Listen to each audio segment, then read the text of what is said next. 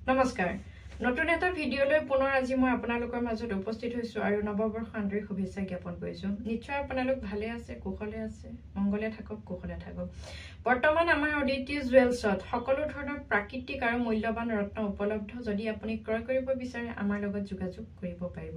আৰু আমাৰ নতুনকৈ প্ৰস্তুত কৰা অদিতি স্নেক্সত সকলো ধৰণৰ ট্ৰেডিশনেল খাদ্য সম্ভাৰ বৰ্তমান উপলব্ধ আপুনি যদি ক্ৰয় কৰিব বিচাৰে আমাৰ লগত আপুনি যোগাযোগ কৰিব পাৰিব আমাৰ যোগাযোগ নাম্বাৰটো ডেসক্ৰিপচন বক্স আৰু স্ক্ৰিনত দিয়া হৈছে আপুনি সেই নাম্বাৰটোত যোগাযোগ কৰি আজি আপুনি যদি খাদ্য বিচাৰে বা আপোনাক যদি ৰত্নৰ প্ৰয়োজন তেতিয়া হলে আপুনি ক্ৰয় কৰিব পাৰিব আজি এটা বিশেষ ভিডিঅলৈ মই পুনৰ আপোনালোকৰ মাজত উপস্থিত হৈছো আজি ভিডিঅটোৰ মূল কথা হৈছে 2025 বৰ্ষত আপোনাৰ ৰাশিটোৰ ওপৰত কেনেকুৱা ধৰণৰ প্ৰভাৱ পৰিব এটা কথা মনত ৰাখিব ভাল আৰু বেয়া দুটা সমষ্টিয়ে জীৱন সেইকাৰণে কিবা এটা ক্ষেত্ৰত যদি আপোনাৰ ভাল কিবা এটা ক্ষেত্ৰত বেয়া থাকিবই কাৰণ আমি ভগৱান নহয় আমি মানুহৰ দুখ আৰু কষ্ট থাকিবই আৰু সেই দুখ কষ্টখিনি অতিক্ৰম কৰিবলৈ আপুনি ভগৱানক শক্তি বিচাৰক নিশ্চয় আপুনি অতিক্ৰম কৰি যাব পাৰিব তাৰ মাজতে মই প্ৰথমতে কৈ থৈছো যে তিনিটা ৰাশিৰ ক্ষেত্ৰত অলপ এই বৰ্ষটো অশুভ যিকেইটা জলতত্ত্বৰ ৰাশি সেই ৰাশিকেইটাৰ কাৰণে এই বৰ্ষটোত অলপ অশুভ ফল আহিব পাৰে কিন্তু সকলো ক্ষেত্ৰতে অশুভ নহয় কিছুমান ক্ষেত্ৰত অশুভ ফল লাভ কৰিব পাৰে এতিয়া আমি আহো প্ৰথম মেঘ ৰাশিৰ ওপৰত বিশ্বব্ৰহ্মাণ্ডৰ প্ৰথমটো ৰাশি মংগলৰ ৰাশি অগ্নিতত্ত্বৰ ৰাশি এই ৰাশিটোৰ এই বৰ্ষটো কেনেকুৱা হ'ব 2025 বৰ্ষটো কেনেকুৱা হ'ব যিহেতু 2025 বৰ্ষটো মূল অধিপতিয়ে হৈছে মংগল ন সংখ্যা সেইকাৰণে মংগলৰ ৰাশি মেঘ ৰাশিৰ কাৰণে 2025 বৰ্ষটো অত্যন্ত শুভ আৰ্থিক দিশত হওক স্বাস্থ্যৰ দিশত হওক বা আপোনাৰ সম্বন্ধৰ দিশত হওক এই গোটেইকেইটা দিশতে আপোনালোকে এটা সুফল লাভ কৰিব কিন্তু আপোনালোকৰ ডিসিশন মেকিঙত সিদ্ধান্ত লোৱাত অসুবিধা আহিব পাৰে সেইকাৰণে অলপ সাৱধান হ'ব আৰু পাৰিলে ব্ৰাহ্মণক এটা দান দিবলৈ যত্ন কৰিব বা আপোনাৰ যদি কোনোবা আপোনাৰ ঘৰুৱা পূজাৰী আছে পুৰোহিত বা ব্ৰাহ্মণ আছে আপুনি তেওঁৰ লগতো আপোনাৰ কিছুমান সিদ্ধান্ত আপুনি আলোচনা কৰিব পাৰে দ্বিতীয়তে আহো বিষ ৰাশি এই বৰ্ষটো খুব শুভ অতিশয় শুভ ধন টকা পইচাৰ ক্ষেত্ৰত অতিশয় শুভ ৰাশিটোৱে হৈছে বিষ ৰাশি তিনিটা ৰাশি খুব শুভ তাৰে এটা ৰাশি হৈছে বিষ ৰাশি আপোনাৰ কাৰণে এই বৰ্ষটো খুব ভাল আপুনি ব্যৱসায়ত হওক চাকৰিত হওক আপোনাৰ নিজৰ ঠাইত হওক বা আপুনি নিজৰ ঠাই বাহিৰত গৈ হলেও আপোনাৰ এইবাৰ আৰ্থিক যিটো দিশ সেই দিশটো খুব টনকিয়াল হোৱা দেখিবলৈ পোৱা যায় আৰু সম্বন্ধৰ ক্ষেত্ৰত অলপ সতৰ্ক হ'ব আপুনি আৰু শাৰীৰিক ক্ষেত্ৰত ঠিকে আছে কিন্তু পেটৰ সমস্যা হ'ব পাৰে সেইকাৰণে অলপ নিজৰ স্বাস্থ্যৰ যত্ন ল'ব তৃতীয়তে আহো মিথুন ৰাশিৰ কাৰণে এই বৰ্ষটো এভাৰেজময় আপুনি যদি আৰ্থিকভাৱে টনকিয়াল হ'ব বিচাৰে তেতিয়াহ'লে আপুনি আপোনাৰ কমফৰ্ট জোনটো এৰিব লাগিব আপুনি কষ্ট কৰিব লাগিব নিশ্চয় আপোনাৰো আৰ্থিক দিশত যথেষ্টখিনি লাভ হোৱা তেতিয়া দেখিবলৈ পাব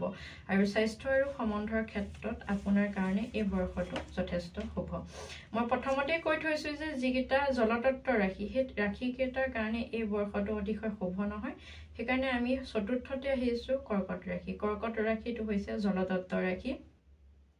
আপোনাৰ স্বাস্থ্যৰ ক্ষেত্ৰত শুভই বা আপোনাৰ আৰ্থিক ক্ষেত্ৰতো শুভ পাৰিলে আপুনি যোগা মেডিটেশ্যন কৰিবলৈ চেষ্টা কৰিব কিন্তু সম্বন্ধৰ ক্ষেত্ৰত এই বৰ্ষটো আপোনাৰ কাৰণে অতিশয় শুভ নহয় আৰু যিসকল বিবাহৰ পাত্ৰী আছে তেওঁলোকে এই বৰ্ষত যদি বিয়াত বহিব বিচাৰে অলপ সাৱধানতা অৱলম্বন কৰিবলৈ চেষ্টা কৰিব আপোনাৰ কাৰণে সম্বন্ধত এই বৰ্ষটো অতিশয় শুভ নহয় তাৰ পিছতে আহো সিংহ ৰাশিৰ ক্ষেত্ৰত যদি আমি চাওঁ শাৰীৰিক ক্ষেত্ৰত হওক মানসিক ক্ষেত্ৰত হওক আৰ্থিক দিশত হওক বা আপোনাৰ সম্বন্ধৰ ক্ষেত্ৰত হওক সকলোতে আপোনাৰ কাৰণে এই বৰ্ষটো শুভ আৰু এই বৰ্ষত আপোনাৰ জীৱনত বহুখিনি সুবিধা আহিব সেই সুবিধা লোৱাটো আপোনাৰ ওপৰত ভিত্তি কৰিব আপুনি সুবিধাসমূহ কেনেকৈ লয় আপুনি কোনটো সুবিধা আপোনাৰ কাৰণে সুচল সেইটো আপুনি নিৰ্ণয় কৰিব লাগিব আপোনাৰ কাৰণে এই বৰ্ষটো যথেষ্ট হ'ব তাৰ পিছতে আহো আমি কন্যা ৰাশিৰ কাৰণেও এই বৰ্ষটো এভাৰেজ এটা সময় আপোনাৰ মানসিক স্থিতিত হয়তো অসুবিধা আহিব পাৰে আপোনাৰ সম্বন্ধত হয়তো সমস্যা আহিব পাৰে আৰু আপোনাৰ আৰ্থিক দিশত এভাৰেজ সেইকাৰণে আপুনি আপোনাৰ স্বাস্থ্যৰ যত্ন ল'ব আৰু আপুনি আপোনাৰ সম্বন্ধত অলপ সময় দিবলৈ চেষ্টা কৰিব আৰু আপুনি কথা কওঁতে অলপ সাৱধানতা অৱলম্বন কৰিব আপোনাৰ কাৰণেও বৰ্ষটো যথেষ্ট হ'ব তাৰ মাজতে মই আৰু এটা কথা কৈ থওঁ এইখিনি আমি চন্দ্ৰ ৰাশিৰ ওপৰত কৈছো আৰু সকলোৰে শুৱনিখন বেলেগ আৰু সকলোৰে লগ্নও বেলেগ সেইকাৰণে আপুনি প্ৰথম আপোনাৰ কামক গুৰুত্ব দিয়ক তাৰ পিছত আপোনাৰ ৰাশিফলটো আপুনি চাবলৈ চেষ্টা কৰিব তাৰ পিছতে আহো আমি তুলা ৰাশি কাল সপ্তম ৰাশিটোৱে হৈছে তুলা ৰাশি আৰু তুলা ৰাশিৰ কাৰণে এই বৰ্ষটো অত্যন্ত শুভ আৰু যেটো দ্বিতীয় ৰাশি হৈছে সকলোতকৈ শুভ ৰাশি হেতুৱে হৈছে তুলা ৰাশি আৰ্থিক দিশত আপোনাৰ কাৰণে এই বৰ্ষটো অত্যন্ত শুভ আৰ্থিক দিশৰ লগতে স্বাস্থ্য আৰু সম্বন্ধৰ ক্ষেত্ৰতো আপোনাৰ কাৰণে এই বৰ্ষটো অতিশয় শুভ বৰ্ষ আৰু সম্বন্ধত আপোনাৰ হয়তো নতুন সম্বন্ধ বাঢ়িব পাৰে নতুন সম্বন্ধ আপোনাৰ লগত যোগাযোগ হ'ব পাৰে অতিশয় এটা শুভ ৰাশি হৈছে তুলা ৰাশি বৰ্ষটোত তাৰ পিছতে আহো আমি বৃশ্চিক ৰাশি বৃশ্চিক ৰাশিৰ ক্ষেত্ৰতো একে বৃশ্চিক ৰাশি হৈছে এটা জলতত্ত্ব ৰাশি সেইকাৰণে আপোনাৰ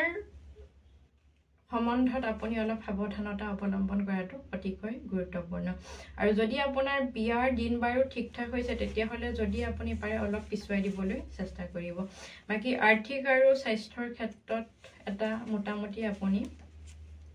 ফলাফল দেখিবলৈ পাব বেয়াও নহয় ঠিক ভালো নহয় কিন্তু সম্বন্ধৰ ক্ষেত্ৰত অলপ সাৱধানতা অৱলম্বন কৰক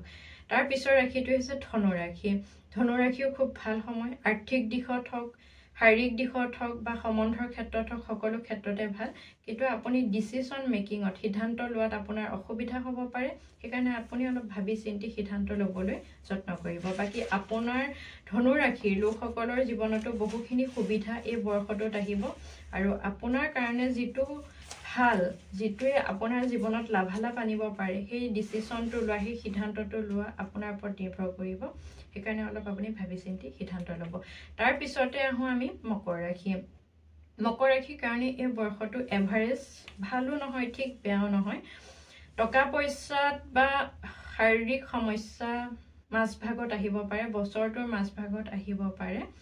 আৰু বাকি সম্বন্ধৰ ক্ষেত্ৰত এটা আপুনি ঠিকঠাক এটা ভাল বেয়াৰ মাজেৰে আপোনাৰ সম্বন্ধসমূহ অতিক্ৰম কৰিব সম্বন্ধবোৰ আপোনাৰ যাব কিন্তু টকা পইচাৰ ক্ষেত্ৰত আৰু শৰীৰৰ ক্ষেত্ৰত সমস্যা আহিব পাৰে তাত আপুনি সাৱধানতা অৱলম্বন কৰিব আৰু তাৰ পিছত সকলোতকৈ আৰু এটা ভাল ৰাশি বুলি মই কৈছো তিনিটা ভাল ৰাশি তাৰ পিছৰ ভাল ৰাশিটোৱে হৈছে অতিশয় এই বৰ্ষটোত লাভালাভ দেখিবলৈ পোৱা ৰাশি হৈছে কুম্ভ ৰাশিৰ কাৰণে এই বৰ্ষটো খুব ভাল টকা অৰ্জনৰ ক্ষেত্ৰত কুম্ভ ৰাশিৰ এই সময়খিনি খুব ভাল আৰু আপোনাৰ স্বাস্থ্য আৰু সম্বন্ধও এভাৰেজ ভাল বেয়াৰ মাজেৰে পাৰ হ'ব কিন্তু আপুনি টকাৰ পিছত পৰি যাতে আপোনাৰ স্বাস্থ্য আৰু সম্বন্ধত গুৰুত্ব দিবলৈ পাহৰি নাযাব আপুনি লক্ষ্য ৰাখিব আপোনাৰ কাৰণে এই বৰ্ষটো অতিশয় শুভ তাৰ পিছতে একেবাৰে শেষৰ ৰাশিটোৱে হৈছে মীন ৰাশি হৈছে জলতত্ত্ব ৰাশি সেইকাৰণে আপুনিও সম্বন্ধত আপোনাৰ সম্বন্ধবোৰৰ ওপৰত অলপ গুৰুত্ব দিব স্বাস্থ্যৰ ওপৰত গুৰুত্ব দিব আপুনি আৰু আৰ্থিক দিশত গুৰুত্ব দিব বাকি আপোনাৰ কাৰণেও যদি আপুনি এই ক্ষেত্ৰত সাৱধানতা অৱলম্বন কৰে আপোনাৰ কাৰণেও বৰ্ষটো শুভ এটা প্ৰতিটো ৰাশিৰ ক্ষেত্ৰত কি কৰিলে আপুনি শুভ ফল লাভ কৰিব আপোনালোক প্ৰতিটো ৰাশিৰ ক্ষেত্ৰতে মই কৈছো আপোনালোক সকলোৱে পাৰিলে গোটেই 12ৰ 7টা দিন নহলে মঙ্গলবাৰটো হনুমান মন্দিৰত যাবলৈ চেষ্টা কৰিব আৰু হনুমান চালিচাখন পঢ়িবলৈ যত্ন কৰিব যাতে আপোনাৰ বৰ্ষটো খুব শুভ হয় আৰু যদি পাৰে আপোনাৰ তেজৰ মাত্ৰা লিমিটত আছে বা আপোনাৰ তেজৰ মাত্ৰা ঠিকই আছে আপোনাৰ শাৰীৰিক অসুস্থতা নাই তেতিয়াহলে আপুনি পাৰিলে এই বৰ্ষটোত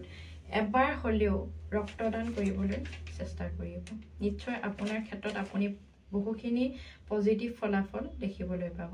আৰু যদি আপুনি পাৰে সাধাৰণ মানুহক আপুনি চাহ খুৱাবলৈ যত্ন কৰক আৰু বৰ্ষটোত যিমান পাৰে আপুনি ৰঙা কাপোৰ পিন্ধাৰ পৰা অলপ দূৰত থাকক নিশ্চয় আপোনালোকৰ বছৰটো খুব শুভ হ'ব আৰু সকলো দিশতে আপোনালোক আগবাঢ়ি যাব পাৰিব আৰু সকলো দিশতে সফলতা লাভ কৰক যেন এতিয়া মই আপোনালোকৰ মাজৰ পৰা বিদায় লৈছো পুনৰ নতুন এটা ভিডিঅ'লৈ আপোনালোকৰ মাজত উপস্থিত হ'ম নমস্কাৰ।